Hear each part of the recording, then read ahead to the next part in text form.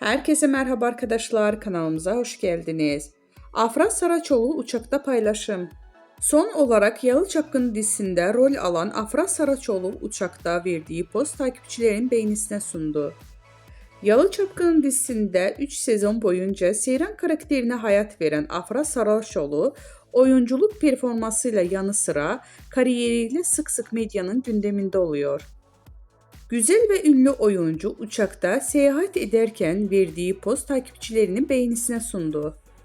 Zaman zaman doğal hallerini gözler önüne seren Afra Saraçoğlu bu kez uçakta yüz maskesi yaptı. Kulaklığında kulaklık, yüzünde maskeliyle poz veren ünlü oyuncu paylaşımı büyük ilgi gördü. Öte yandan Afra Saraçoğlu yeni sezonda Aile Bir İmtihandır Abim dizisiyle ekranlara dönecek. Ünlü isim imzalı dizide Kenan Emirzalıoğlu ile başrollerini paylaşacak. Bizden bu kadar arkadaşlar. Videolarımızı beğenip kanalımıza abone olmayı unutmayalım. Hoşça kalın.